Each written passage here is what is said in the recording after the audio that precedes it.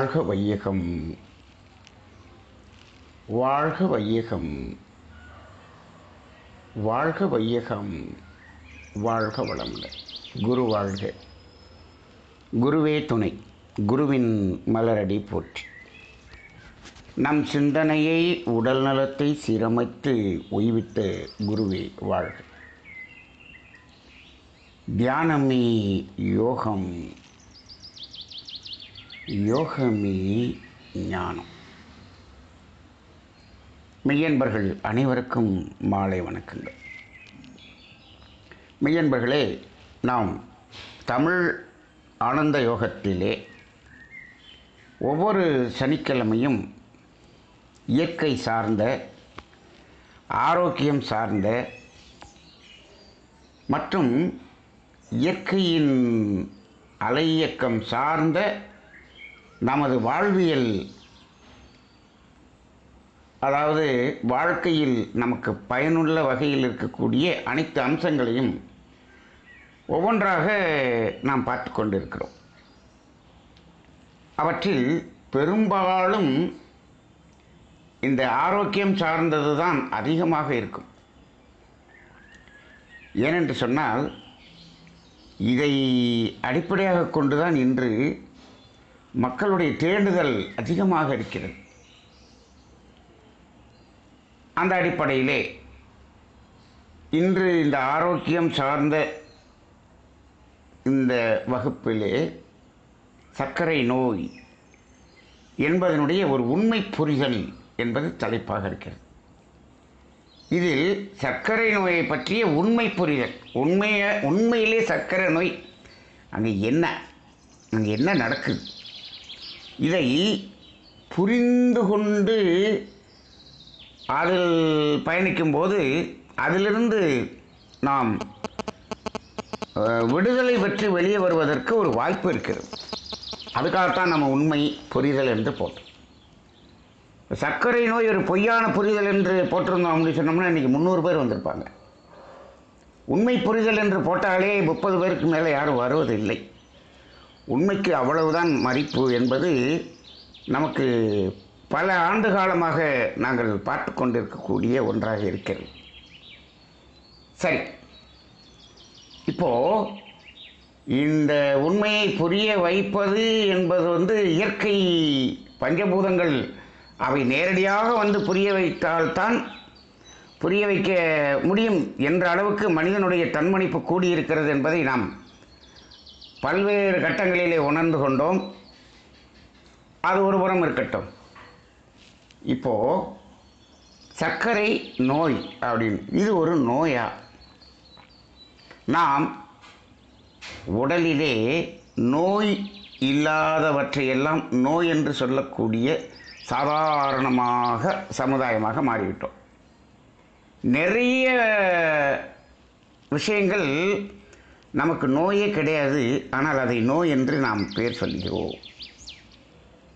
சளி மூக்கில் வருதுன்னா நோய்ங்கிறோம், இருமல்லாம் நோய்ங்கிறோம், காய்ச்சல் நோய்ங்கிறோம், தலைவலி நோய்ங்கிறோம், லூஸ் மோஷன் போகுது நோய்ங்கிறோம். இப்போது உடலிலிருந்து கழிவுகள் வெளியேறக்கூடிய சிம்டம்ஸை கூட நம்ம நோய் என்றே சொல்லிக்கிறோம். குறிப்பாக காய்ச்சல் என்பதை நோய் என்று சொல்லிக்கிறோம். இப்போது இதை நோய் என்று சொல்லி என்ன பண்ணுறோம், அதை நிறுத்த வேண்டும் என்று முயற்சிக்கிறோம். பாருங்கள், அங்கே என்ன ஆகுது, நோயை உருவாக்கி கொள்கிறோம் என்பது இந்த சமுதாயத்துக்கு தெரியவில்லை. அப்படிப்பட்ட ஒன்றில் இந்த சர்க்கரை நோய் என்பதும் ஒன்றாக இருக்கிறது. இது ஒரு நோய் அல்ல, இது ஒரு குறைபாடு என்று வைத்துக்கொள்வோம். இந்த குறைபாடுனா என்ன குறைபாடு, நம்ம என்ன பண்ணணும்? இப்போ இந்த சர்க்கரை நோய் வருவதற்கு நாம் ஏதாவது செய்திருக்கிறோமா இல்லையா? நிறைய பேர்கிட்ட கேட்டால் என்ன சொல்கிறாங்க, நான் ஒன்றுமே செய்யலைங்க, நான் சாதாரணமாக இயல்பான வாழ்க்கை தான் வாழ்ந்து கொண்டிருந்தேன், எனக்கு சர்க்கரை நோய் வந்துடுச்சு. அதாவது எந்த ஒரு நோய் வந்தாலும் அதற்கு நாம் ஏதோ ஒன்றை செய்திருக்கிறோம் என்ற தத்துவத்தை முதலில் புரிந்து கொள்ள வேண்டும். நம்ம எதுவுமே செய்யாமல் நமக்கு நோய் வருமானா வராது, வராது. இதை எப்படி புரிந்து கொள்ள முடியும் என்று சொன்னால் அதுதான் காஸ் அண்ட் எஃபெக்ட் சிஸ்டம்.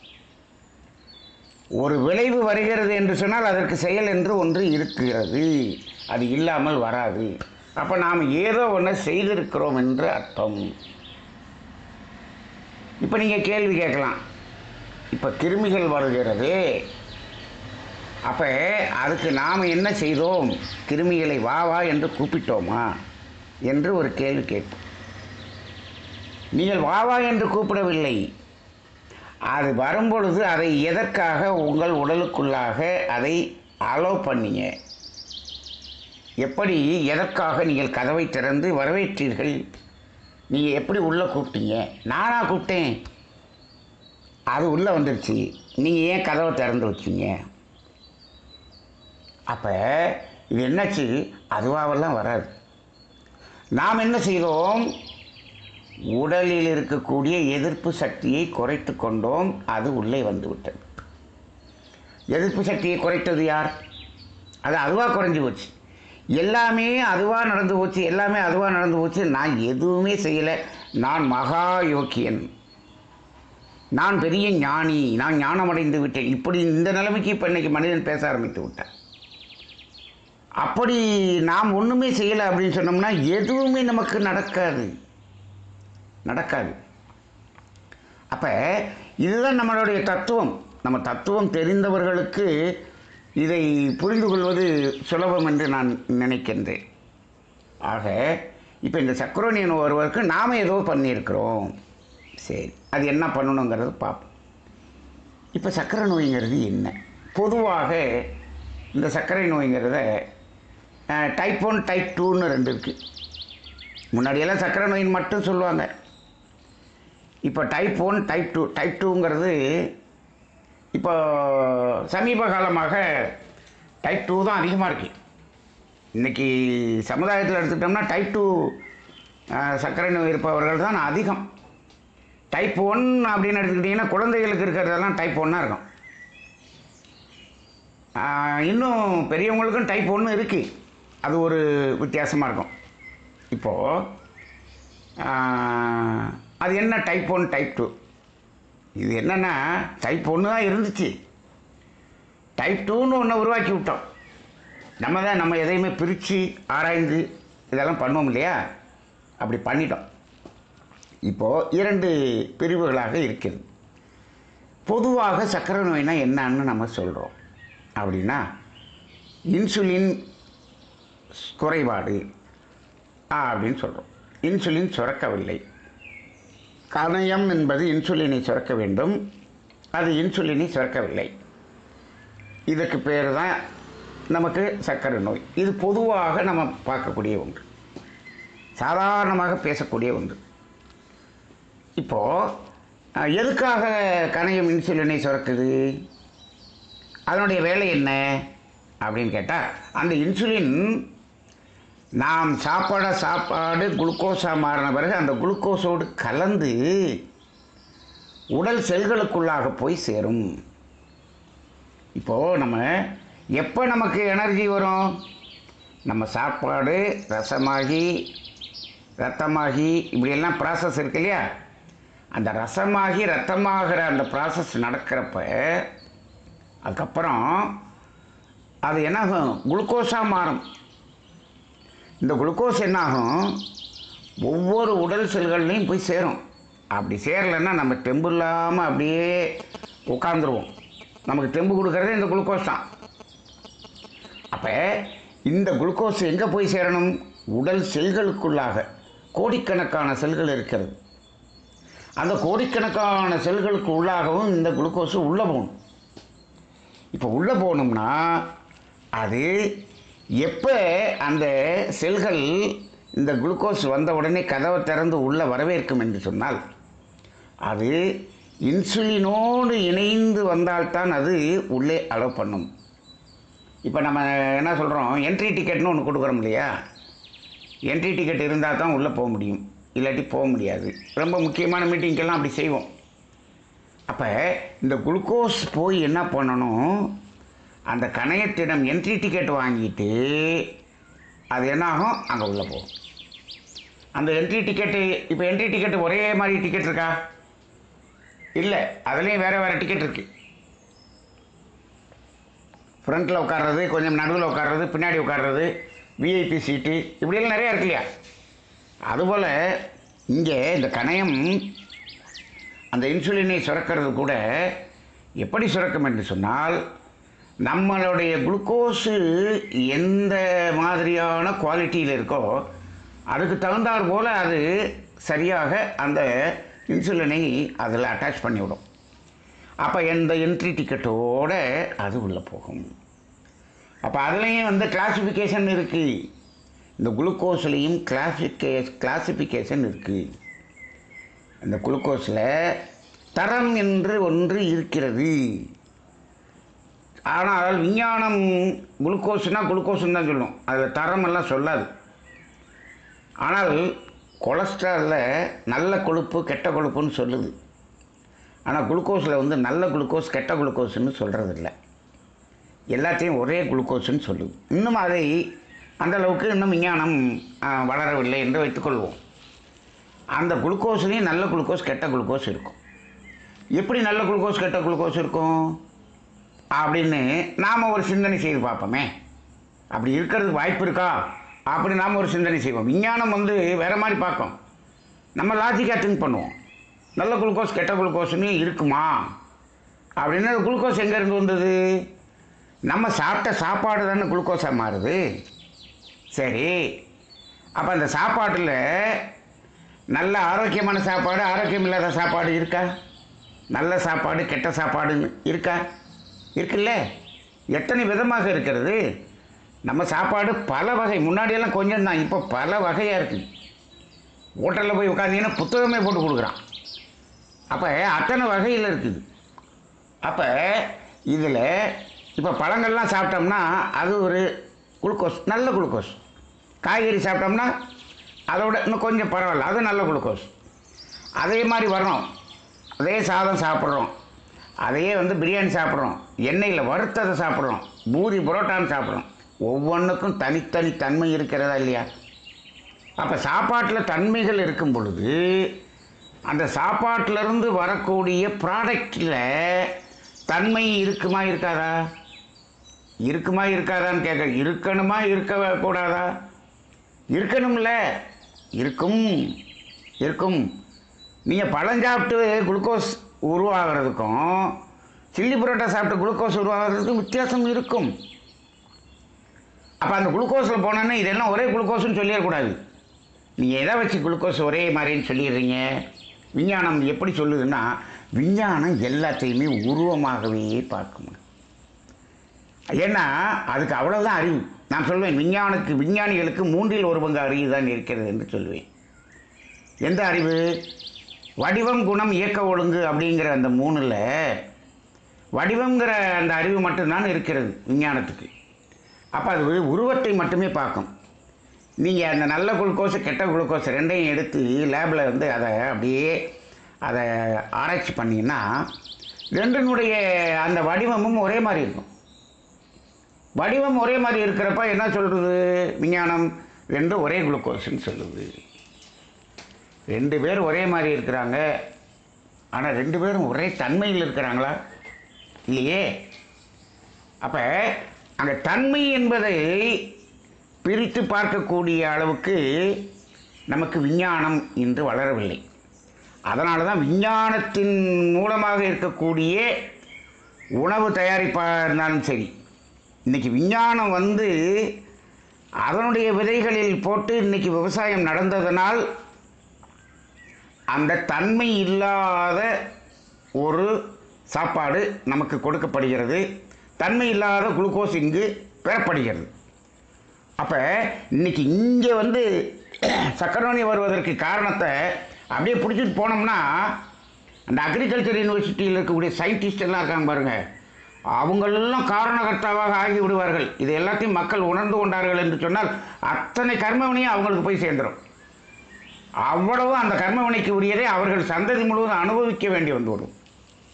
ஆனால் நான்லாம் பெரிய அக்ரிகல்ச்சர் சயின்டிஸ்ட்டு நான் இதை கண்டுபிடிச்சேன், அதை கண்டுபிடிச்சேன், இத்தனை விதைகள், இத்தனை ஒட்டு வெரைட்டி அத்தனையும் கண்டுபிடிச்சேன்னு சொல்லிடுவார். அத்தனையும் கர்மவினை அப்படி ஆகிவிடும். அப்போ அவர்கள் என்ன செய்யலை, உருவத்தை மட்டும் கொடுத்து விட்டார்கள், தன்மையை கெடுத்து விட்டார்கள். இன்றைக்கு இந்த நாட்டில் இருக்கக்கூடிய மக்களினுடைய நோய்களுக்கெல்லாம் காரணம், அதில் முக்கிய பங்கு அந்த அக்ரிகல்ச்சர் யூனிவர்சிட்டியில் இருக்கக்கூடிய சயின்டிஸ்ட். அது நாம் இங்கு நமது சட்டத்தின்படி அவர்களுக்கு எந்த குறையும் சொல்ல முடியாது. இறைவனுடைய சட்டத்தில் அந்த கர்மவினை சென்றே தீரும். அது ஒரு அலை இயக்கம்னு வச்சுக்குவோம். சரி, அப்போ இந்த அடிப்படையில் ஒவ்வொரு குவாலிட்டிக்கு தகுந்த மாதிரி அந்த குவாலிட்டி ஆஃப் தன்மையில் வித்தியாசப்படும். எது, அந்த குளுக்கோஸினுடைய தன்மையில் வித்தியாசப்படும். அப்போ தன்மையில் தரம் ரெண்டாக பிரியுதா? இன்னும் மைன்யூட்டாக போனோம்னா பலவேறு தன்மைகளாக பிரியும். சரி, இப்போ இந்த தன்மைகளுக்கு தகுந்தாற் போல் தான் நாங்கள் இன்சுலின் அங்கே சுரக்கும். இப்போது என்ன ஆகுது, தன்மையை கெட்டு போய் சாப்பிட ஆரம்பித்தான் மனுஷன். முன்னாடியெல்லாம் அப்படி இல்லை. முன்னாடியெல்லாம் என்ன, தீபாவளிக்கு இட்லி போட்டிருக்கோங்கிற நிலைமை இருந்த காலம். வடையெல்லாம் வருஷத்துக்கு ஒரு தடவை பார்க்க முடியும். இப்போ எல்லாம் டெய்லி வடை, என்ன டெய்லி சில்லி பரோட்டாலேருந்து பிரியாணி கடை டெய்லி 3 நேரமும் விற்கிது, ராத்திரி 12 மணி வரைக்கும். அப்போ இன்றைக்கி மொத்தமாக, அதாவது பேட் குளுக்கோஸ், ஒர்ஸ்ட் குளுக்கோஸ் அப்படி ஃபார்ம் ஆகிற அளவுக்கான உணவு இன்றைக்கி நிறைய பேர் அதைத்தான் சாப்பிட்றான். நீ ஃபுட் ஸ்ட்ரீட்னு போட்டிருப்பான், ஃபுல்லாக ஃபாஸ்ட் ஃபுட். அதுலேருந்து வர்ற குளுக்கோஸ் எப்படி இருக்கும், கெட்ட குளுக்கோஸாக தான் இருக்கும். இப்போ இந்த கெட்ட குளுக்கோஸ் வந்தால் என்ன பண்ணும் இந்த பேங்க்ரியாஸு? இப்போது இந்த குளுக்கோஸு உடல் செல்களுக்குள்ளே போய் சேர்ந்துச்சுன்னா உடல் செல்களே செத்து போயிருமே. அப்போ என்ன பண்ணுது, இந்த பேங்க்ரியாஸ் பார்க்குது, நல்ல குளுக்கோஸுக்கு மட்டும்தான் அது இன்சுலினை சுரக்கிறது. இந்த கெட்ட குளுக்கோஸ் வந்துச்சுன்னா இன்சுலினை கொடுக்காது. சார், இப்போ இந்த தன்மையை விஞ்ஞானிகளாலேயே பிரித்து உணர முடியவில்லையே. இந்த பேங்க்ரியாஸுக்கு அந்த தன்மையை புரிந்து கொண்டு உணரக்கூடிய அளவுக்கு அறிவு இருக்கிறதா? இப்போ முதல்ல இந்த சப்ஜெக்டை தெரிஞ்சுக்கிறதுக்கு முன்னாடி இந்த உடலுக்கு அறிவு இருக்கிறதா என்பதை முதலில் தெரிந்து கொள்ள வேண்டும். அது தெரியாமல் இந்த சப்ஜெக்டை புரியவே முடியாது. இப்போ அறிவு அப்படின்னு சொல்கிற பாருங்க, நம்மளிடம் 3 வகையான அறிவு இருக்கிறது. ஒவ்வொரு மனிதனிடம் 3 வகையான அறிவு இருக்கிறது. என்ன, நமக்கெல்லாம் தெரிஞ்சது 6வது அறிவு. 6 அறிவு, அதுதான் நமக்கு தெரியும், அது ஒரு அறிவு. இன்னொன்று என்ன என்று சொன்னால், இந்த உடலினுடைய அறிவு. மூன்றாவதாக கர்மயத்தில் இருக்கக்கூடிய பேரறிவாகிய தெய்வம். இந்த 3 வகையான அறிவும் நம்மிடம் இருக்கிறது. இந்த உடலினுடைய அறிவு எங்கேருந்து வந்தது அப்படின்னா, பஞ்சபூதங்களாக இருக்கும்போது பேட்டர்ன், ப்ரிசிஷன், ரெகுலாரிட்டி, வடிவம், குணம், இயக்க ஒழுங்கு என்று அறிவாக இருந்ததல்லவா, அந்த அறிவு இந்த உடலின் அறிவாக இருக்கிறது. அப்போ உடலில் உள்ள ஒவ்வொரு செல்களுக்கும் அறிவு இருக்கிறது. ஒவ்வொரு செல்லுக்குமே அறிவு இருக்குன்னு சொன்னால், செல்களாலான கணையத்துக்கு அறிவு இருக்கா இல்லையா? இருக்கிறது. நுரையீரலுக்கு இருக்குது, கல்லீரலுக்கு இருக்குது, எல்லா உறுப்புகளுக்கும் அறிவு இருக்கிறது. அந்த அறிவுக்கும் நம்மளுடைய 6வது அறிவுக்கும் சம்பந்தம் இல்லை. இந்த 6வது அறிவு போய் அதனுடைய அறிவை கெடுக்குது. அந்த உடலின் அறிவு எப்பயுமே பர்ஃபெக்டாக இருக்கும். அதை விட பர்ஃபெக்ட்டு நம்ம கர்மயத்தில் இருக்கக்கூடிய அறிவாகிய தெய்வம். இந்த உடலினுடைய அறிவு சரியாக இருக்கும். எங்கேயாவது கோணமானலாம் போகுதா? போகாது. ஒரு நிமிஷத்துக்கு ஹார்ட்டு 72 தடவை சுருங்கி விரியணும்னு அதனுடைய அறிவு, அது கரெக்டாக விரியும். இப்போ இந்த 72ங்கிறத யாராவது செட் பண்ணாங்களா?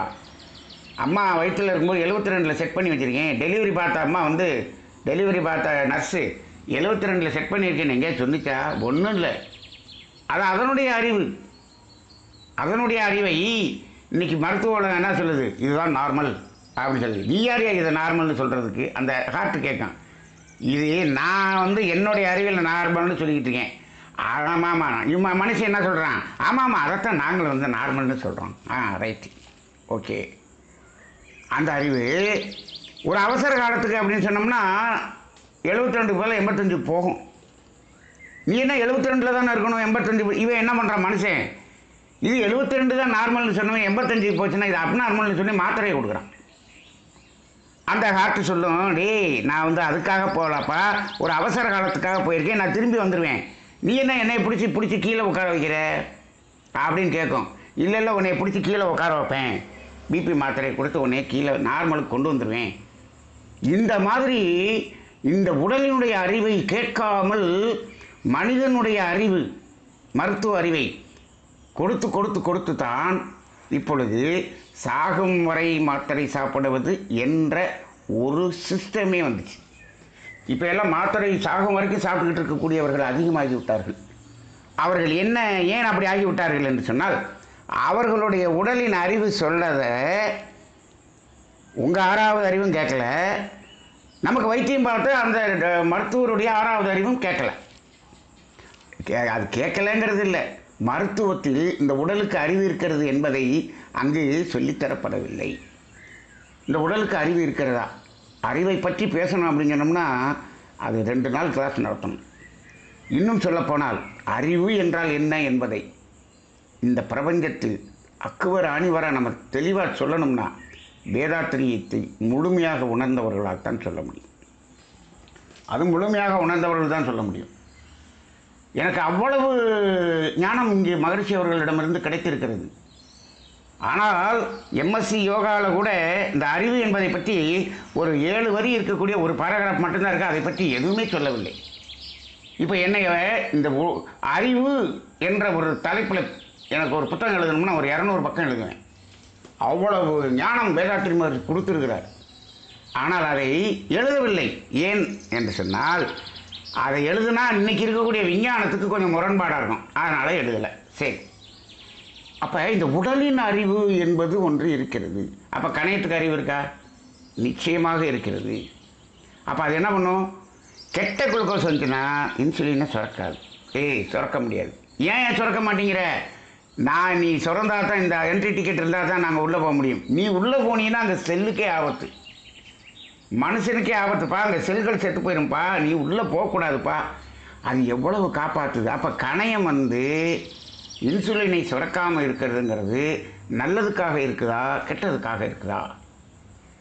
அது நல்லதுக்காக தான் இருக்குது. ஆனால் நம்ம என்ன சொல்கிறோம், அது இன்சுலினை சுரக்கவில்லை என்று சொன்னால் அதற்கு பேர் நோய், சர்க்கரை நோய், கணையத்தின் குறைபாடு.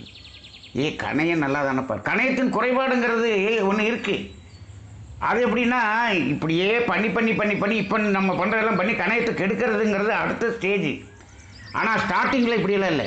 ஸ்டார்டிங்கில் அது இன்சுலின் சுரக்கலைங்கிறதே குறைபாடுண்டான். அப்போ என்னாச்சு? இப்போது இந்த கெட்ட குளுக்கோஸ் உள்ளே போக மாட்டேங்குது. அப்போ இன்சுலின் இல்லாமல் அங்கே போகாமல் இருக்கும்போது என்னாகும்? இப்போ செல்லுக்குள்ளே போகவும் முடியல. அப்போ என்ன பண்ணணும்னா ரத்தத்திலேயே கிடக்கும். அப்போ என்னாகும்? சுகரினுடைய ரீடிங் கூட காமிக்கும். இப்போ நம்ம சுகர் ரீடிங் பார்க்குறோமே, இந்த சுகர் ரீடிங் பார்க்குறதுல 300 350ன்னு பார்க்குறோம். இப்போ நான் கேட்குறேன், இந்த 350 ரீடிங் இருக்கே சுகரு, இது நல்ல சுகர் எவ்வளவு, கெட்ட சுகர் எவ்வளவு? 350ல் நல்லது எவ்வளவு, கெட்டது எவ்வளவு? அப்படி ஏதாவது உங்களுக்கு ஏதாவது ரீடிங் கொடுக்குறாங்களா லேபில்? அப்படியெல்லாம் இல்லை. 350 சுகர்னு சொல்லிடுவாங்க. சில நேரத்தில் அதில் கெட்டது 120 இருக்கும், நல்லது 200 இருக்கும், மொத்தம் 350 காமிக்கும். இப்போது நல்லது 120 இருக்குல்ல, சரி கெட்டது 200 இருக்குல்ல. இப்போ பாருங்கள், இதை பிரித்து பார்க்காம மொத்தம் 350ன்னு பார்த்தோம். அப்போ இப்போ என்னாச்சு? இந்த கெட்ட சுகர் நல்ல சுகர் அப்படிங்கிறத பார்க்காததுனால நம்ம ரீடிங்கை கூட வச்சுருக்கோம். இப்போ நல்ல சுகர் 250 இருக்குது, கெட்ட சுகர் 100 தான் இருக்குது அப்படின்னு வச்சுக்கோங்க. இப்போது இவங்களுக்கு சுகர் அப்படிங்கிறது கம்ப்ளைண்ட் எவ்வளவு? 100 தான், 100 தான். அப்போ சுகர் இவங்களுக்கு கம்ப்ளைண்ட்டாக இருக்கா? இல்லை. ஏன்? அந்த 200 என்ன ஆயிரும்? உள்ளே போயிடும். உள்ளே போயிடும். இப்போ இது மாதிரி சில நேரத்தில் வரும் வரும் அது எந்த நேரங்கிறத நான் பின்னாடி சொல்கிறேன். இப்போ இதை நான் எதுக்கு சொல்ல வரேன்னா, இப்போ நம்ம பார்க்குற அந்த ரீடிங்கில் நல்லது எவ்வளவு கெட்டது எவ்வளவுன்னு நம்ம பார்க்கறது இல்லை. சரி, இதை நம்ம ரீடிங்கில் பார்க்கலன்னா பரவாயில்ல, ஆனால் இதை நாம் உணர்ந்து கொள்ளக்கூடிய 6வது அறிவில் உணர்ந்து கொள்ளலாம். அதுக்கு ஒரு சின்ன ஒரு குழு கொடுக்குறேன் பாருங்கள்.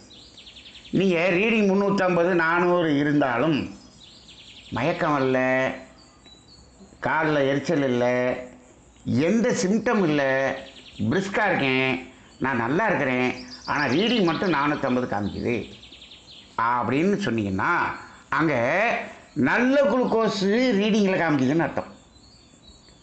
சிலருக்கெல்லாம் இந்த இயற்கை மருத்துவத்தில் ரீடிங்கெல்லாம் பார்க்காதீங்கன்னு சொல்லி அவங்க இயற்கை மருத்துவம் செய்வாங்க, பழங்கள்லாம் நிறையா சாப்பிட சொல்லுவாங்க. இப்படி சாப்பிட்டு ஒருத்தர் என்ன பண்ணுறாரு, சும்மா டெஸ்ட் பண்ணி பார்க்கலாமே அப்படி சும்மா டெஸ்ட் பண்ணி பார்க்கல, இவர் டெஸ்ட் பண்ணாதான்னு சொல்கிறாரு, டெஸ்ட் பண்ணி பார்க்கலான்னு பார்க்க 550 இருக்குது. பயந்துக்கிட்டு என்ன பண்ணுறாரு, டாக்டர்கிட்ட போயிடுறாரு, ஸ்கூட்டரை ஓட்டிகிட்டு போகிறார். உள்ளே போய் டாக்டர்கிட்ட போனால் நான் 550 நீ எதில் வந்தீங்கன்னு கேட்டேன். ஸ்கூட்டரில் வந்தேன். யார் ஓட்டிகிட்டு வந்தது? நான் தான் ஓட்டிகிட்டு வந்தேன். டாக்டர் மிரண்டு போகிறார். 550 எப்படியா நீ ஸ்கூட்டர் வந்த? 550 நீ என்ன ஒன்று ஆம்புலன்ஸ்லேயே வரணும். ஆனால் 550 இவர் ஸ்கூட்டர் ஓட்டிகிட்டு வர்றாரு, தலை சுற்றுதா? ஒன்றுமே இல்லை சார், ஆனால் ரீடிங் மட்டும் 550 இருக்குது. இப்போது நம்ம 6வது அறிவியல் என்ன புரிந்து கொள்ளணும், ஓ இது நல்ல குளுக்கோஸ் அதிகமாக ரீடிங்கை ஏற்றி விட்டுருக்கு. அப்போ அது சிம்டம் ஒன்றும் காமிக்கலை. ஆனால் மருத்துவர் என்ன பண்ணார், 550 உடனே அட்மிட் பண்ணுங்கள், உடனே இன்சுலினை போடுங்க, அது பண்ணுங்கள், ட்ரீட்மெண்ட் ஆரம்பிச்சிடுவார். அவரை பொறுத்தளவில் நல்ல குளுக்கோஸ் கெட்ட குளுக்கோஸ் கிடையாது. ரைட். ஆனால் உண்மையிலேயே நல்லது எல்லாத்துலேயும் இந்த பிரபஞ்சத்தில் எங்கேயுமே 2 தாங்க இருக்கும். இருப்பு இயக்கம்ங்கிற இது வரும்போது எல்லாமே 2, நல்லது கெட்டது இருக்கும் 2ஆக இருந்து கொண்டு தான் இருக்கும். சரி, அப்போ அதை நம்ம உணரவில்லை என்ற அர்த்தம். சரி, இப்போது இப்படி சில நேரத்தில் இப்படியும் பார்க்குறோம். இப்போ இந்த ரீடிங்கிறது இப்படி தான், செல்லுக்குள்ளே போகாமல் இருந்தால் அது ரீடிங் கூட காமிக்கும். இப்போ அந்த காலத்தில் என்ன பண்ணாங்கன்னா, இந்த கணையம் இருக்கிறது அல்லவா, கணையத்தை என்ன பண்ணுறது, ஒரு மாத்திரையை கொடுத்து நீ சுரக்கிறியா இல்லையா அப்படின்னு அதை என்ன பண்ணுறது, ஒரு அடித்து சுரக்க வைக்கிறது. கெட்ட குளுக்கோஸ் வந்தாலும் நல்ல குளுக்கோஸ் நீ சுரக்கிறியா இல்லைன்னு அதை புழிஞ்சு எடுத்துறது. இப்படி மாத்திரைகள் ஆரம்ப காலத்தில் கொடுக்கப்பட்டு கொண்டு இருந்தது. அப்போ அது என்ன பண்ணுது, வேறு வழி இல்லாமல் என்ன பண்ணு, சுரந்து விட்டுரும். இந்த கெட்ட குளுக்கோஸை அதை எடுத்துக்கிட்டு நேராக போய் செல்லுகளுக்குள்ளே பூந்துடும். இப்படி தான் ஒரு காலத்தில் இந்த சர்க்கரை நோய் என்பது ட்ரீட்மெண்ட் பண்ணப்பட்டது. ஆனால் அதில் என்ன அனுபவமானது என்ன சொன்னால், இந்த கணையத்தை அடித்து சுரக்க வைக்க ஒரு பீரியடில் என்ன ஆயிரும், கணையம் டோட்டலாக என்னால் முடியலன்னா அது டோட்டலாக கணையம் பழுதடைந்து விடுகிறது. அப்போ என்ன, டோட்டலாக சுரக்கிறது நின்று. அப்போ கணையம் பழுதடைந்து விட்டது. இப்போ இதெல்லாமே டைப் 1 நான் சொல்லிக்கிட்டு இருக்கேன். இப்போ இதில் இந்த டைப் 1 ஆரம்பத்தில் இப்படி இருந்தது. இப்போ கணையம் பழுதடைந்து விட்டோன்னே டைப் 1 ஒரிஜினல் டைப் 1 வந்துடுச்சு. அப்புறம் என்ன பண்ணுவாங்க, இதை அடித்து சுரக்க வைக்க முடியலையா, அப்போ என்ன பண்ணுறது, நேராக இன்சுலினை இங்கேருந்து வெளியிலேருந்து எட்டிடுறது அப்படிங்கிற ஸ்டேஜுக்கு வந்துட்டு இருந்தாங்க. இது ஆரம்ப காலத்தில் இருந்தது, ரொம்ப நாளைக்கு முன்னாடி இருந்தது நான் சொல்கிறேன். அதுக்கப்புறம் என்ன பண்ணாங்க, நம்ம சயின்ஸ் அட்வான்ஸாக கண்டுபிடிக்குது. என்ன பண்ணுது, இப்போது இந்த கெட்ட குளுக்கோஸு இன்சுலின் இல்லைன்னா அங்கே என்ன பண்ணு, இந்த செல்கள் என்ன பண்ண மாட்டேங்குது, ஓப்பன் ஆக மாட்டேங்குது. அப்போ இதை அடித்து சுரக்க வச்சு இன்சுலினோட போய் உள்ளே அனுப்புறது. இங்கே என்னன்னாலும் அங்கே உள்ளே போகணும், அதுதான நோக்கம். நமக்கு செல்லுக்குள்ளே நுழையணும், அவ்வளோதான நோக்கம். அப்படின்னு ஒன்று என்ன பண்ணிட்டாங்கன்னா, இப்போது டைப் 2 அப்படின்னு கண்டுபிடிச்சிட்டாங்க. டைப் 2ன்னா என்னென்னா, இந்த செல்கள் அதனுடைய கதவை திறக்க மாட்டேங்குது. அந்த செல்கள் இந்த குளுக்கோஸை உள்ளே அளவு பண்ண மாட்டேங்குது. அதுக்கு பேர் தான் டைப் 2. இப்போது வாழ்க வளமுடன். இது கொஞ்சம் கரெக்டாகி வெளியில் வந்துச்சு. வாழ்க வளமுடன். இப்போது இப்போது அந்த செல்கள் அந்த குளுக்கோஸு உள்ளே வர்றதுக்கு அலோவ் பண்ணலை. இப்போது இது அலோவ் பண்ணலைங்கிறது தானே பிரச்சனையாக இருக்கிறது. இதுக்கு போய் நம்ம கணையத்தை அடித்து உதச்சி அதை சுரக்க வச்சு அங்கேருந்து வாங்கிட்டு கதவை திறக்கிறது அப்படிங்கும்போது கணையம் வேற என்ன ஆயிடுது, அது செயலிழந்து போகுது. அப்போ என்ன பண்ணுறாங்க, கண்டுபிடிக்கிறாங்க. என்ன பண்ணுறாங்க, அதாவது இந்த செல்களை இந்த குளுக்கோஸ் போன உடனே, எந்த குளுக்கோஸாக இருந்தாலும் சரி போன உடனே இந்த செல்களை எல்லாத்தையும் ஓப்பன் பண்ணி விடுறதுக்கான ஒரு மாத்திரையை கண்டுபிடிக்கிறாங்க. இப்போ என்ன பண்ணிடுறது, இந்த செல்களை இந்த மாத்திரையை போட்டு ஓப்பன் பண்ணி விட்டுறது, உடைச்சிட்டு உள்ளே போகிறது. அப்போ இப்படி உள்ளே போயிட்டால் அந்த குளுக்கோஸ் உள்ளே போயிடும். இந்த இது தான் டைப் 2. டைப் 2ங்கிறது செல்கள் ஓப்பன் பண்ணலை, அதை ஓப்பன் பண்ணி உள்ளே போகிறதுக்கு பேர் தான் டைப் 2. இன்றைக்கி சமுதாயத்தில் நம்ம மக்கள் அதிகமாக எந்த மாத்திரை போடுறாங்க, இந்த மெட்ஃபார்மின் மாத்திரை தான் போடுறாங்க. இந்த மெட்ஃபார்மின் மாத்திரையெல்லாம் என்ன செய்யுது அப்படின்னா, நேரடியாக இந்த செல்களை உடைத்து கொண்டு இந்த குளுக்கோஸ் செல்களுக்குள்ளாக போய்விடுகிறது. சரி, செல்லுக்குள்ளே போயிடுச்சுன்னு சொன்னால் இங்கே பிளட்டில் என்னாகும், நார்மலாக காமிக்கும். பிளட்டில் நார்மலாக காமிக்கும். இப்போ எல்லோரும் என்ன பண்ணுறோம், நம்ம மாத்திரை போட்டோம்னா கண்ட்ரோலில் இருக்குது.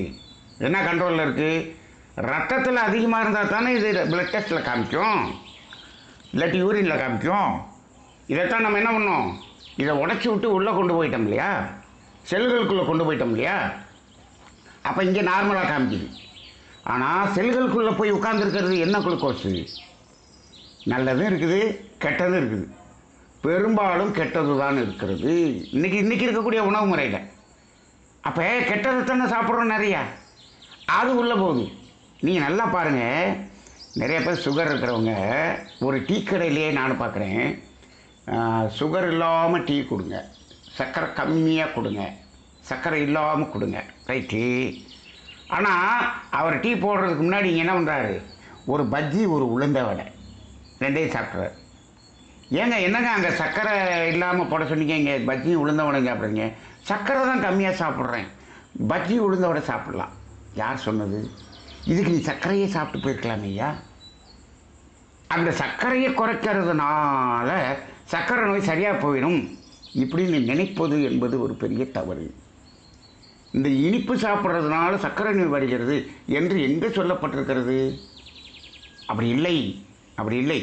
கெட்ட குளுக்கோஸை நீ உற்பத்தி பண்ணினீங்கன்னா தான் பிரச்சனையை தவிர, இப்போது தேன் சாப்பிட்றீங்க இனிப்பு, நாட்டு சர்க்கரை சாப்பிட்றீங்க இனிப்பு, பனங்கற்கண்டு சாப்பிட்றீங்க, பனவெல்லம் சாப்பிட்றீங்க இனிப்பு, பழங்கள் சாப்பிட்றீங்க இனிப்பு, இதெல்லாம் கெட்ட குளுக்கோஸாக வருது? இல்லை இல்லை, அப்படியெல்லாம் இல்லை. நீங்கள் கெட்ட குளுக்கோஸை வச்சுருக்கும் போது இதெல்லாம் சாப்பிடும்போது இந்த குளுக்கோஸை சேர்ந்து, நான் முதல்ல சொன்னேன் பாருங்கள், 100 கெட்ட குளுக்கோஸு, 200 நல்ல குளுக்கோஸு, 300 ரீடிங் காமிக்கும். இப்போது இந்த கெட்ட குளுக்கோஸை உற்பத்தி பண்ணுறது இது. நீ வடையும் பற்றி கெட்ட குளுக்கோஸை உற்பத்தி பண்ணும்ப்பா, இது போய் கெட்ட குளுக்கோஸாக மாறும். இவர் வடையும் பஜ்ஜியும் சாப்பிடுவாராம், அவங்க டீயில் சுகர் கம்மியாக போட்டு சாப்பிடுவாராம். நம்ம என்ன உண்மை புரிதல் எங்கே இருக்கிறோம், அங்கே இதுதான் உண்மை புரிதல் வேணுங்கிறது. அப்போ இப்போ டைப் 2ங்கிறது தான் இன்றைக்கி அதிகமாக இருக்கிறது. இன்றைக்கி நடைமுறையில் மெட்ஃபார்மின் போட்டுக்க வேண்டியது, அது செல்களை உடைத்து கொண்டு உள்ளே சென்று விடும். இப்போது நீங்கள் மாத்திரையை போட்டிங்க இல்லையா, நிறைய பேர் விருந்துக்கு போகிறாங்க, ஒரு மாத்திரை சேர்த்து போட்டு விருந்து சாப்பிடுவோம், எது கெட்டதெல்லாம் சாப்பிடுவோம். அப்போ என்ன ஆகும், ஒரு மாத்திரை சேர்த்து போட்டால் அந்த கெட்ட குளுக்கோஸ் இன்னும் கொஞ்சம் நிறைய செல்களுக்குள்ளே போயிடும். உங்கள் உடம்பு செல்கள் முழுவதும் நோயாகி கொண்டு இருக்கிறது. நீங்கள் என்ன நினச்சிக்கிட்டு இருக்கீங்க, நாம் கண்ட்ரோலில் இருக்கோம், கண்ட்ரோலில் இருக்கோம் அப்படின்னு நினச்சிக்கிட்டு இருக்கோம். நீங்கள் கண்ட்ரோலில் வச்சுருக்கேன்னு இங்கே ரீடிங்கை கண்ட்ரோலில் வச்சுருக்கீங்க, உடல் செல்கள் முழுவதும் பழுதடைந்து விடுகிறது. அதனால தான் நிறையா பேருக்கு இந்த சுகர்லேயே ரொம்ப காலம் இருந்தாங்கன்னா அடுத்து ஏதாவது ஒரு உறுப்பு பாதிப்படைந்து விடுகிறது. சரி, அப்போ டைப் 2ங்கிறது என்னன்னு தெரிஞ்சு போச்சா, இதை உடச்சி உள்ள போகுது. ஒரு பீரியடில் என்ன பண்ணோம்னா இந்த உடல் செல்களுக்கு ஒரு ரெசிஸ்டன்ஸ் வந்துடும். என்ன ஆயிரும், இப்படியே சொல்லி சொல்லி பார்க்கும் கேட்காத, அப்போ என்னன்னா இதை உடைக்க விடாமல் இந்த எந்த மாத்திரை போட்டாலும் உடைக்க விடாத அளவுக்கு அது தன்னையை தகுதிப்படுத்தி கொள்ளும். அப்படி உடைக்க முடியாமல் நின்றுச்சுன்னு வச்சுக்கங்க, மாத்திரை போட்டோம். அப்போ என்ன பண்ணிடுறாங்க, குதிரைக்குட்டியில் கண்ணுக்குட்டியிலிருந்து அதை கொன்று அதிலிருந்து எடுக்கக்கூடிய இன்சுலினை இதில் சேர்த்துறாங்க, ஊசியாக போட்டுறாங்க. அப்போ இந்த இன்சுலினை எடுத்துக்கொண்டு அந்த கெட்ட குளுக்கோஸும் என்ன போயிடுது, உள்ளே போகுது, அது கதவை திறந்துடுது, போயிடுது. அதான் டோக்கன் வந்தாச்சே, டோக்கன் வந்தால் அது திறந்துடும். அப்போ இன்சுலின் போடக்கூடிய ஸ்டேஜுக்கு போகிறது அப்போ தான். இதில் இந்த இன்சுலின் போட்டு உள்ளே போகிற அளவுக்கு போகிறவங்களுடைய நிலையை விட இந்த உடைச்சிட்டு போகிறது இருக்குது பார்த்தீங்க, இதனால் இந்த உடைச்சிட்டு போகிற வேலையை பண்ணுறதுனால தான் இந்த கிட்னி ஃபெயிலியர் வர்றது, இந்த மாதிரியான நோய்கள் வர்றதெல்லாம் அதில் தான் அதிகமாக இருக்கிறது. இந்த மாத்திரையினால் வரக்கூடிய சைடு எஃபெக்ட் தான் அதிகமாக இருக்கிறது. அதுக்காக நான் இன்சுலினை ரெக்கமெண்ட் பண்ணுறேன்னு சொல்லலை, பொதுவாக ரெண்டில் எல்லாத்துலேயுமே தப்பு தான். இப்போ நம்ம செய்ய வேண்டியது நல்ல குளுக்கோஸை நீ உற்பத்தி பண்ணுனேன்னா எந்த பிரச்சனையும் இல்லை. இதை விட்டுட்டு இதை போடலாமா அதை போடலாமா, அது மருத்துவம், அதுக்குள்ளே நம்ம போக வேண்டியதில்லை. இப்போ மருத்துவத்துக்கு போகிறவங்க, மருத்துவம் செய்து கொண்டு இருப்பவர்கள் செய்து கொண்டிருங்கள். இப்போ நம்ம உண்மை புரிதல், இந்த புரிதலுக்கு வந்த பிறகு கொஞ்சம் கொஞ்சமாக நீங்கள் என்ன பண்ணலாம், நார்மலுக்கு வரலாம். நாளைக்கே வந்துட முடியாது, நம்ம சொல்கிறது நாளைக்கே வந்துடுறது அப்படிங்கிறதெல்லாம் இல்லை. இதுவும் இப்போ நம்ம இன்றைக்கி பேசுகிறதெல்லாம் 1 வருடம் 2 வருடம் 3 வருடத்துக்குள்ளே இதுக்குள்ளே நுழைஞ்சவங்க இருக்காங்களே, அவங்க ஈஸியாக வெளியே வந்துடலாம். நான் 15 வருஷமாக இருக்கீங்க அப்படின்னு சொன்னீங்கன்னா நீங்கள் வர்றது ரொம்ப கஷ்டப்பட்டு வரணும், அவங்களுக்கெல்லாம் சரி வராது. இருந்தாலும் அவர்கள் அதில் இருக்கக்கூடிய அந்த மாத்திரையினுடைய அளவை கூட்டாமல் இருக்கிறத அப்படி இன்னும் கெடுக்காமல் இருக்கிறதுக்கு நம்ம இந்த தத்துவம் பயன்படுத்தப்பட்டதாக இருக்கும். சரி, அப்போ இப்போ இந்த அடிப்படையில் தான் டைப் 2 குளுக்கோஸ், இது டயபிட்டிஸ் அப்படிங்கிறது. இப்போ இதை கண்டுபிடிச்ச உடனே அதை போய் கணையத்தை போய் அடித்து உதச்சி அதை சுரக்க வைக்கணுங்கிற வேலை நின்று போச்சு. இப்போ நீ என்ன பண்ணிட்டீங்க, இப்போ மெட்ஃபார்மின் சாப்பிட்டு நேராக செல்லுகளுக்குள்ளே போக ஆரம்பிச்சிட்டிங்கன்னு வச்சுக்கோங்க. நீங்கள் கணையத்திட்ட போய் கேட்கவே இல்லை, கணையத்தை போய் எதுவுமே கேட்கவே இல்லை, அதை சட்டம் பண்ணுறதே இல்லை.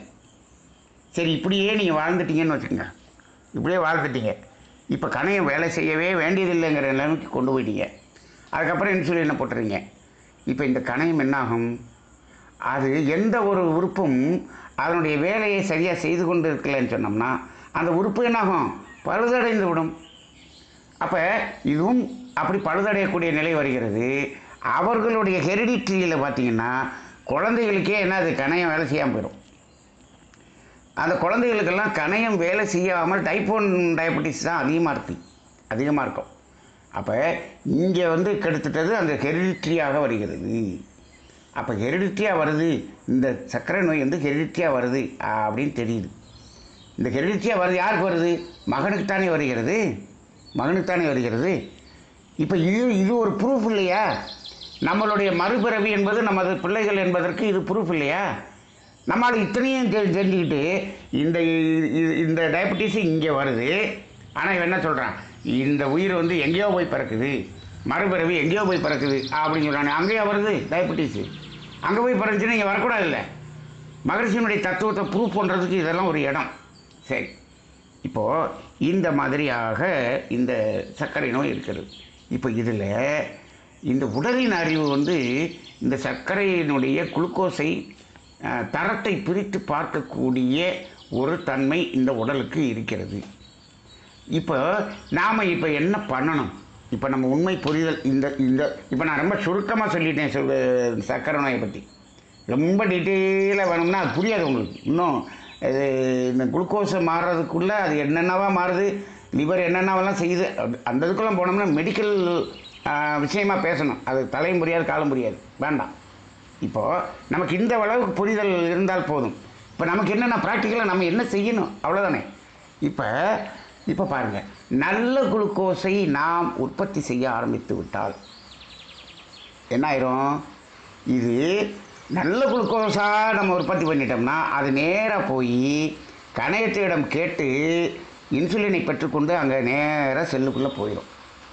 அப்போ என்ன ஆயிரும், இன்சுலினும் வேலை செய்ய ஆரம்பிச்சிடும், செல்களும் ஓப்பன் பண்ண ஆரம்பிச்சிடும், பிரச்சனை இல்லாமல் போயிட்டுருக்கும். இப்போ நம்ம செய்ய வேண்டிய வேலை என்ன, நல்ல குளுக்கோஸை நம்ம உற்பத்தி பண்ண வேண்டும். அப்போ அதுக்கு என்ன பண்ணணும், அதுக்கு என்ன செய்யணும் அப்படின்னு சொன்னோம்னா, நம்ம சாப்பிட்ற சாப்பாடு வந்து குவாலிட்டியான சாப்பாடு, நல்ல குளுக்கோஸ் உற்பத்தி ஆகிற மாதிரி சாப்பாடை சாப்பிடணும். இப்போ என்ன பண்ணுறது, பழங்கள் நல்லதுன்னு சொல்கிறேன். இப்போ சக்கரை நோய் இருக்கவங்க பழம் சாப்பிடக்கூடாதுன்னு சொல்கிறாங்களே, அது ஏற்கனவே நீங்கள் கெட்டதை வச்சுருக்கிறதுனால பழம் சாப்பிட்டிங்கன்னா என்ன ஆகும்னா, அந்த பழம் சாப்பிட்ட குளுக்கோஸ் வந்து என்ன ஆகுது, அந்த ரீடிங்கை கூட்டி காமிக்கும். அதில் குளுக்கோஸ் நிறைய நல்ல குளுக்கோஸ் தான் வரும், நல்ல குளுக்கோஸ். அதில் குளுக்கோஸ் கிடையாதுங்க. அதில் பழத்தில் பார்த்தீங்கன்னா ஃப்ரக்டோஸ் தான் இருக்குது, அதில் குளுக்கோஸ் இல்லை, ஃப்ரக்டோஸ். இப்போது ஆனால் அது என்ன பண்ணும்னா, அதுவும் சேர்ந்து ரீடிங்கில் கூட்டி காமிக்கும். இப்போ டயபிட்டிஸ் இருக்கிறவங்க 3 நேரம் பழம் சாப்பிட சொல்கிறோம்னு வச்சுங்க, ரீடிங் 500 550 காமிக்கும். ஆனால் எது அந்த 550, இவருக்கு நார்மலாக ஒரு 200 220 இருக்குன்னா மீதி 300 வந்து இந்த பழத்தினால் வந்து ஏற்றி விட்டதாக இருக்கும். அது என்ன பண்ணாது, எந்த சிம்டம் இருக்காது, அவர் நல்லா ஆரோக்கியமாக நடந்து போயிட்டு இருப்பார். ஆனால் 550 காமிக்கும். எவ்வளோ நாளைக்கு காமிக்கும் அப்படின்னு சொன்னால், அது இந்த கெட்ட குளுக்கோஸ் எல்லாம் அந்த கிட்னி மூலமாக யூரின் மூலமாக வெளியே போகிற வரைக்கும் அது காமிச்சிக்கிட்டு இருக்கோம். அதெல்லாம் போயிடுச்சுன்னு சொன்னோம்னா அப்புறம் நார்மல் ஆகிடும். அப்போ ஒரு பீரியடு வரைக்கும் அது கூட காமிச்சு அப்புறம் குறையிற மாதிரி இருக்கும். ஆனால் அந்த பீரியடில் வந்து நம்ம ஆளு என்ன பண்ணிடுறாங்கன்னா, இந்த லேப் ரீடிங்கை மட்டுமே பார்த்து வைத்தியம் பண்ணக்கூடிய சிஸ்டமாக இருக்கிறதுனால பயந்துடுறாங்க.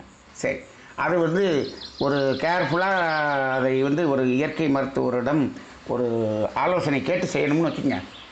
சரி, இப்போது இதே போல் நாம் வந்து உணவில் நார்ச்சத்து உள்ள உணவுகளை நிறைய சேர்க்கணும். இப்போ அரிசி நம்ம நாட்டு உணவு எப்படி நமக்கு வந்து சுகரை கூட்டுது அப்படின்னா, அரிசியாக சாப்பிட்டோம்னா ஒன்றும் சுகர் கூடாது. பாரம்பரிய அரிசி சாப்பிடணும்.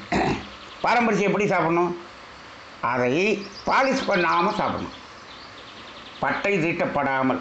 அப்போ வெறும் மாவு சத்தாக மாற்றி நீங்கள் கொண்டு போனீங்கன்னா அங்கே என்ன ஆயிடுது, அதில் டைஜஷன் நல்லா இருக்காது, அதில் நார்ச்சத்து இல்லை. அப்போ என்ன ஆகுது, டைஜஷன் வந்து ப்ராப்பராக இல்லாமல் கெட்ட குளுக்கோஸ் தான் உண்டாகும். அப்போ இன்றைக்கி நம்ம அந்த பாரம்பரிய அரிசியை விட்டுவிட்டோம். அதே போல் இந்த சிறுதானியங்களை விட்டுவிட்டோம். இதுகெல்லாம் சாப்பிட்டுக்கிட்டு வரும்போது அது என்ன ஆகுது, அது நல்ல குளுக்கோஸாக மாறும். அது மட்டும் இல்லை, இதெல்லாம் சாப்பிட்டா மட்டும் பத்தாது.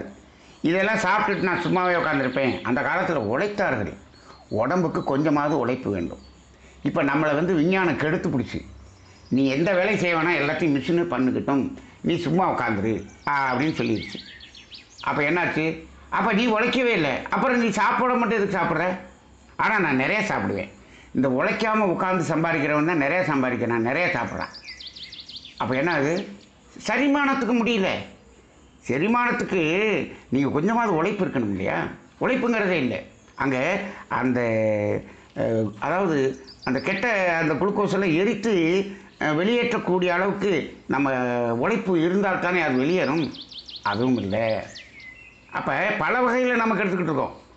அப்போ இந்த வகையில் இந்த மாவு சத்து உள்ளதுகளை கார்போஹைட்ரேட்டை இப்போ குறைக்கணும், பாலிஷ்டு அரிசியை குறைக்கணும், காய்கறிகளை கூட்டணும், பழங்கள் கூட்டணும். இது மாதிரி சாப்பிட்டோம்னா ஒன்று. இன்னொன்று மென்று சாப்பிடணும். ஏன்னா டைஜஷன் ப்ராப்பராக நடக்கணுங்க, வேறு ஒன்றும் இல்லைங்க. செரிமானம் சரியாக நடந்தால் நல்ல குளுக்கோஸ் வந்துடும். அப்போ என்ன பண்ணணும், சரியான உணவை கொடுக்கணும், சரியான முறையில் சாப்பிடணும், சரியான நேரத்தில் சாப்பிடணும், சரியான அளவில் சாப்பிடணும். இது எல்லாம் முக்கியங்க. இதை பற்றியெல்லாம் நம்ம தனித்தனியாக நிறைய பேசியிருக்கோம். மென்று சாப்பிடணும், பசிச்சாதான் சாப்பிடணும், பசிச்ச அளவுக்கு தான் சாப்பிடணும், இதெல்லாம் நிறைய பேசியாச்சு. அப்போ இதெல்லாம் உங்களுக்கு தெரியும். இதெல்லாம் அதாவது நம்ம ஃபாலோ பண்ணிவிட்டு உணவை வந்து அந்த மாவு சத்து கார்போஹைட்ரேட்டை கொஞ்சம் குறைச்சிக்கிட்டு நீங்கள் மற்றதுகளை கூட்டிடணும். ரைட்டு. எண்ணெய் பலகாரங்கள், மசாலா ஐட்டங்கள், இந்த ருசிக்காக இருக்கக்கூட்ட அந்த மாதிரி உயிரெடுக்கப்பட்ட உணவுப் பொருள் போடவே கூடாது. இது எல்லாத்துக்கும் மேலே என்ன பண்ணணும்னா, அந்த செரிமானம் செய்யக்கூடிய உறுப்புகள் இருக்கிறது அல்லவா, அதனுடைய ஸ்ட்ரென்த்தையும் நல்லா வச்சுக்கணும். அதை போய் நாம் என்ன சார் பண்ணுறோம் அப்படின்னு கேட்டால், அங்கேயும் ஒன்று இருக்கிறது. அங்கே தான் உணர்வு என்று ஒன்று வருகிறது. நமது உணர்வுகள் ஒவ்வொரு உறுப்பையும் நேரடியாக பாதிக்கக்கூடியதாக இருக்கிறது. நீங்கள் சாப்பாடு கெட்டதை சாப்பிட்டு அதை செரிக்க முடியாமல் கல்லீரல் கெட்டு போகிறது, மண்ணீரல் கெட்டு போகிறதுங்கிறது ஒன்று. ஆனால் நேரடியாகவே மண்ணீரலையும் கல்லீரலையும் கெடுக்கிறதுங்கிறது அதுதான் உணர்வு. நான் அதுக்காக தான் சொல்லுவேன், இந்த உணவும் உணர்வும் தான் இன்றைக்கு நோய்க்கு காரணம் என்று சொல்லுவேன். அப்போ இந்த உணர்வு, நீங்கள் ரொம்ப கவலைப்பட்டுக்கிட்டே இருந்தீங்கன்னா, எதையாவது திங்க் பண்ணிக்கிட்டே இருந்தீங்கன்னா உங்களுடைய மண்ணீரல் டைரெக்டாக கெட்டு போயிடும். இந்த மண்ணீரலோடு சேர்ந்தது தான் கணையம், அது ரெண்டும் ஒன்றா தான் இருக்கும். அப்போ இந்த கவலைப்படுறவங்களுக்கு இது வந்துடுங்க சைட்டு, ரொம்ப கோவப்படுறவங்களுக்கு, டென்ஷனாக இருக்கிறவங்களுக்கு கல்லீரல் கெட்டு போயிடும். இப்போ இந்த ரெண்டு உணர்வும் டயபெட்டிஸ்க்கு ரொம்ப மோசமானது. இப்போது இந்த செரிமானம் என்பதை செய்யக்கூடியதில் எங்கே ரொம்ப பங்கு அதிகமாக இருக்கிறது? மண்ணீரலுக்கும் கல்லீரலுக்கும் தான் அதிக பங்கு இருக்கிறது. இந்த மண்ணீரலுடைய ஜோடி உறுப்பு இரைப்பை, கல்லீரலுடைய ஜோடி உறுப்பு பித்தப்பை. இந்த 4 சேர்ந்து தான் செரிமானத்தையே செய்யுது. அப்போ இந்த 4 உறுப்பையும் கெடுத்துக்காமல் வச்சுக்கிட்டோம்னா, அதே போல் இந்த உணவையும் நல்ல குவாலிட்டியான உணவாக நம்ம சாப்பிட்டோம்னா என்ன ஆயிரும்? நல்ல குளுக்கோஸ் உற்பத்தி ஆக ஆரம்பிச்சிடும். டைஜஷன் பர்ஃபெக்ட் ஆகிடும். நல்ல குளுக்கோஸ் உற்பத்தியாக ஆரம்பித்து விடும். நல்ல குளுக்கோஸ் உற்பத்தி ஆக ஆரம்பிச்சிச்சுன்னு சொன்னால் இந்த கணையம் போய் கேட்ட உடனே அது என்ன பண்ணும்? என்ட்ரி டிக்கெட்டை கொடுத்துரும். அங்கே போனோடனே கதவு திறக்கும், போயிட்டே இருக்கும், உள்ளே போயிட்டே இருக்கும். இங்கே என்ன ஆகாது? சுகருங்கிறது வராது. இப்போ நம்ம மெட்ஃபார்மின் போடாமையே நமக்கு நார்மலுக்கு வந்துடுற அளவுக்கு வந்துடும்.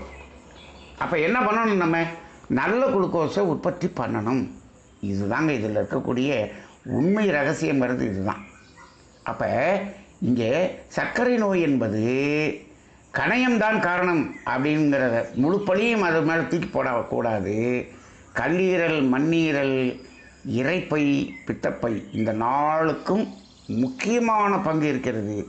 இது 4ல் இருக்கக்கூடிய குறைபாடுனால் தான் அங்கு குறைபாடு வருகிறது. அப்போ குறைபாடை நீங்கள் அங்கு கண்டுபிடிக்கிறீர்கள். ஆனால் ட்ரீட் பண்ண வேண்டியது என்ன என்று சொன்னால், கல்லீரல், மண்ணீரல் இதை ஸ்ட்ரெங்தன் பண்ணணும், இதை கெடுக்காமல் இருக்கணும், இதில் நடக்கக்கூடிய டைஜஷனை கரெக்டாக வைக்கணும், உணவை சரியாக வைத்துக்கொள்ள வேண்டும். அப்போ உணவும் உணர்வும் சரியாக இருந்தால் இது சரியாக போயிடும். அப்போ இப்போதைக்கு ட்ரீட்மெண்ட்டில் இருக்கிறவங்க ட்ரீட்மெண்ட் எடுத்துக்கிட்டே இருங்க. ஆனால் இப்போ நம்ம சொன்ன விஷயத்தை எல்லாம் ஃபாலோ பண்ணுங்கள். இதுக்கு மேலே என்ன பண்ணணும்? உடற்பயிற்சி, ஏதாவது ஒரு பயிற்சி, நடைப்பயிற்சி. இப்போ ஒரு மருத்துவத்தில் ஒரு 25% மருத்துவம், 25% உணவு, 25% உணர்வு, 25% பயிற்சிகள், இந்த 4ம் சேர்ந்தால் நோய் 0 என்ற நிலைக்கு கொண்டு வந்து விடலாம். ஆரோக்கியம் 100% என்று கொண்டு வந்து விடலாம். இதுதாங்க ரகசியம். அப்போ இந்த உடலுக்குள்ளாக இருக்கக்கூடிய இந்த சர்க்கரை நோய்ங்கிறத நாம் இந்த ரீடிங்கை பார்த்தே பயப்படுறோம். இன்னும் சொல்லப்போனால் இந்த ரீடிங் இன்றைக்கி 100 நார்மல்னு சொல்லுவாங்க. ஒரு காலத்தில் அது 160 இருந்தது. இப்போ 100ன்னு மாற்றப்பட்டு விட்டது. இந்த 100க்கு 160க்கு இடையில் இருக்கவங்க எல்லாம் மாத்திரை வாங்க ஆரம்பித்தாங்க பாருங்கள். இதுலேயே பல லட்சம் கோடி மாத்திரைகள் விற்பனையாகிறது. இது விற்பனைக்காக ரீடிங்கை குறைச்சி விட்டது ஒரு பிஸ்னஸ் டெக்னிக்காகவும் இருக்கிறது. இது உலகம் முழுவதும் இப்படி ஒரு பிஸ்னஸ் ஓடிக்கிட்டு இருக்கு. ஆக இந்த ரீடிங் அப்படிங்கிறது மட்டும் நோய் அல்ல. ரீடிங் அப்படிங்கிறது காமிக்குது அப்படின்னா அதில் சிம்டமும் சேர்ந்து ரீடிங் காமிக்குதா? ரீடிங் இவ்வளவு அதிகமாக காமிக்கும் போது உங்களுக்கு தலை சுத்தலேருந்து மற்ற எல்லா சிம்டமும் இருக்குதுன்னா அது கெட்ட குளுக்கோஸ். இப்போது நல்ல குளுக்கோஸ் ரீடிங்கை காமிச்சிச்சுன்னா உங்களுக்கு சிம்டம் இருக்காது. அப்போ ரீடிங் அதிகமாக இருந்தாலும் நான் நார்மல் சிம்டமில் இருக்கிறேன் அப்படின்னு சொன்னால் இந்த உடலினுடைய அறிவு, எப்பா நீ நார்மலாக தான் இருக்கிற, அங்கே இந்த உருவத்தில் இருக்கக்கூடியதை மட்டும் அது ரீடிங்கில் காமிக்குது, ஆனால் தன்மையில் நீ நல்லா தான் இருக்க அப்படின்னு இந்த உடலினுடைய அறிவு நமக்கு சொல்லுது. அப்போ இந்த உடல் சொல்கிறதையும் கொஞ்சம் கேட்கணும். கேட்டுட்டோம்னா பொறுமையாக இருந்தோம் என்று சொன்னால் கொஞ்ச நாள் என்ன ஆயிரும்? அது நார்மல் ஆயிரும். அப்போ இந்த பழம் சாப்பிட்றதுனால இது ரீடிங் கூடுங்கிறது ரீடிங் மட்டும் கூட காமிக்குமே தவிர அந்த ரீடிங் வந்து நம்மளை கெடுக்கக்கூடிய ரீடிங்காக இருக்காது. ஒன்று. இன்னொன்று என்னென்னா, இந்த பழம் சாப்பிட்றீங்கல்ல, பழம் சாப்பிட்றப்ப அது எப்படி சார் அது ரத்தத்திலே இருந்து ரீடிங்கை கூட காமிக்குது அப்படின்னு ஒரு கேள்வி இருக்குது, கேள்வி வரும். இப்போ ரத்தத்திலே இருந்து கூட காமிக்கிறது இல்லை, அதுதான் நல்லது தானே, நல்ல குளுக்கோஸ் தானே. அது உடனே வந்து என்ன ஆயிரும், அதாவது செல்களுக்குள்ளே போயிடும். ஆனால் என்ன பண்ணும்னா, இந்த செல்களுக்குள்ளே போன பிறகு இந்த நல்ல குளுக்கோஸ் எல்லாம் உள்ளே போச்சுன்னா, அங்கே ஏற்கனவே நீங்கள் மாத்திரையை போட்டு கெட்டதை உள்ளே அமுக்கி வச்சுருக்கீங்க பாருங்கள், குளுக்கோஸ் எல்லாம் அது எல்லாத்தையும் தூக்கி வெளியே தள்ளி விட்டுரும். எல்லாத்தையும் தூக்கி வெளியே தூக்கி போடும். அப்போ என்ன ஆயிரும், கெட்டதை இங்கே இருக்க விடாது. எப்பயுமே நம்ம உடம்பினுடைய அறிவு கெட்டதை இருக்க விடாது. எப்போ நீங்கள் நல்லதெல்லாம் கொடுக்க ஆரம்பிச்சிங்கன்னா, நீங்கள் நல்லவங்களா மாறிட்டீங்கன்னா கெட்டதை வெளியே போயிடும், வெளியே தள்ள ஆரம்பிச்சிடும். நீங்களே நல்லவங்களா மாறிட்டீங்கன்னு வச்சுங்க, கெட்ட நண்பர்கள் என்னமோ ஒதுங்கிக்குவீங்களா, வெளியே தள்ளிடுவீங்களா? அதே மாதிரி இந்த உடம்பு தள்ள ஆரம்பிச்சிடும். அப்போ இந்த நல்லதெல்லாம் உள்ளே போக கெட்டதை தூக்கி வெளியே போடுது இல்லையா, அதை ரத்தத்தில் தூக்கி போடும்போது ரீடிங் பெருசாக தெரியும். ஆனால் நீங்கள் 1 மாதம் 2 மாதம் ரீடிங் எடுக்காமல் விட்டீங்கன்னா 1 மாதம் 2 மாதத்தில் உடம்புல இருக்கக்கூடிய கெட்டதை எல்லாத்தையும் தூக்கி வெளியே தள்ளிடும். அப்போ என்ன ஆயிரும், அங்கே அதுக்கப்புறம் நார்மல் ஆயிரும். இப்போ எப்படின்னா, இப்போ வீடு சுத்தமாக இருக்கு, கூட்டி சுத்தமாக வச்சுருக்கோம், மேலே ஒற்றை அடிக்கிறோம். ஒற்றை அடித்தோம்னா என்ன ஆகுது, வீடு சுத்தமாக இருந்தது கெட்டுப்போச்சு. என்னாச்சு, மேலே இருக்கிற குப்பையெல்லாம் தூக்கி இங்கே போட்டோம், வீட்டை கழுவி விடுற வரைக்கும் குப்பை இருக்கும், அதுக்கப்புறம் சரியாயிடும். அதுபோல் நல்லது செல்லுக்குள்ளே போச்சுன்னா அங்கே இருக்கிற கெட்டதை தூக்கி வெளியில் தூக்கி போடும். இங்கே கெட்டது அந்த ரீடிங்கில் காமிக்கும். அது தூய்மையாகி யூரினில் போன பிறகு அது நார்மலாக காமிக்கும். அப்போ இதெல்லாம் வந்து நாம் வந்து அறிவுபூர்வமாக சிந்தித்து இதெல்லாம் இந்த இயற்கை மருத்துவர்களுடைய ஆலோசனையின்படி நம்ம செய்து கொள்ள வேண்டியதாக இருக்கிறது. அந்த அடிப்படையிலே இந்த சர்க்கரை நோய் அப்படிங்கிறது ஒரு உண்மை புரிதல் அப்படிங்கிறது என்னென்னா, இதில் நல்ல குளுக்கோஸ் கெட்ட குளுக்கோஸ் அப்படிங்கிறது இருக்கிறது என்பதை புரிந்து கொள்ள வேண்டும். நாம் நல்ல குளுக்கோஸை உற்பத்தி பண்ணணும். நல்ல சாப்பாடு, நல்ல உணர்வு, அந்த ஜீரண உறுப்புகளை கெடுத்துக்கொள்ளாத தன்மை, சரியான பயிற்சிகள், இது எல்லாத்தையும் வச்சுட்டு நீங்கள் இப்பொழுது இந்த மாடர்னாக அக்ரிகல்ச்சர் டிபார்ட்மெண்ட்டில் கண்டுபிடிச்ச அந்த காய்கறிகள் விதைகள், அதாவது இந்த ஒட்டு வெரைட்டிஸ், அதை எல்லாத்தையும் விட்டுட்டு பாரம்பரிய உணவுக்கு வந்துட்டோம்னா நமக்கு ஜீரணம் ஈஸியாகும். நார்ச்சத்து உள்ள உணவுகளை சாப்பிட வேண்டும். இது எல்லாமே இருக்குங்க. நாம் ருசிக்கு இடம் கொடுத்தோம்னா அங்கு குவாலிட்டி இல்லாத குளுக்கோஸ் தான் உற்பத்தி ஆகும். அப்போ இப்போ ஒரு உண்மை மட்டும் தெரிஞ்சுங்க, நம்ம கண்ட்ரோலில் வச்சுருக்கிறதுனால நம்ம ஆரோக்கியமாக இருக்கிறோம் என்பது இல்லை. கண்ட்ரோலில் வைக்க நம்ம உடம்பின் ஒரு பகுதியை கெடுத்துக்கொண்டு இருக்கிறோம். இப்போது நாம் கெடுத்துக்கொண்டு இருக்கிறோம் என்று சொன்னாலும், நமக்கு என்ன வயசாகி போச்சு, இருக்கிற வரைக்கும் மாத்திரையை சாப்பிட்டு போயிடலாமே அப்படின்னு சொன்னால், நீங்கள் கெடுத்த இந்த கெடுத்தது உங்களுடைய சந்ததிகளுக்கு அதிலிருந்து ஆரம்பிக்கும். அந்த கெட்டதுலேருந்து ஆரம்பிக்கும். இந்த ரிலே ரேஸில் குச்சியை எந்த இடத்துக்கு கொண்டு போய் கொடுத்தானோ அந்த இடத்துலேருந்து அவன் ஓடுவான்.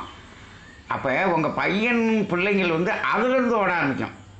அப்போ அவர்களுக்கு சீக்கிரமாக பெரிய உறுப்பு செயலிழப்பு வருவதற்கான ஒரு வாய்ப்புகள் வந்துவிடும். அதனால் நம்ம காலத்தை ஓட்டிடலாமே அப்படின்னு மட்டும் நினைக்காதீங்க. நம்ம காலத்தை ஓட்டவில்லை, நமது சந்ததிகளுக்கு ஒரு துன்பத்துக்கான அடித்தளத்தை நாம் பேஸ்மெண்ட்டை பண்ணி வைக்கிறோம் என்ற உணர்வையும் தெரிந்து கொள்ள வேண்டும். அந்த அடிப்படையிலே இந்த உடலின் அறிவையும் இதனுடைய தன்மைகளையும் ஓரளவுக்கு சுருக்கமாக இன்று நாம் பேசியிருக்கிறோம். இதை சிந்தித்து பாருங்கள், மீண்டும் மீண்டும் இதை கேட்டு பாருங்கள். கேட்டுட்டு நம்ம செய்ய வேண்டியது எல்லாமே நாம் செய்ய வேண்டியது தான் அதிகமாக இருக்கிறது. நமது வாழ்வியல் முறையை மாற்றுங்கள். கொஞ்சம் கொஞ்சமாக அதிலிருந்து வெளியே வந்துடலாம். இப்போதைக்கு இருக்கக்கூடிய ட்ரீட்மெண்ட்டு இருந்துக்கிட்டு இருக்கோம். அந்த ட்ரீட்மெண்ட்லேருந்து கொஞ்சம் கொஞ்சமாக அவங்களே அதை குறைச்சி உங்களை வெளியே கொண்டு வரக்கூடிய ஒரு சூழலை நீங்கள் உருவாக்க வேண்டும். வாழ்க வளமுடன்.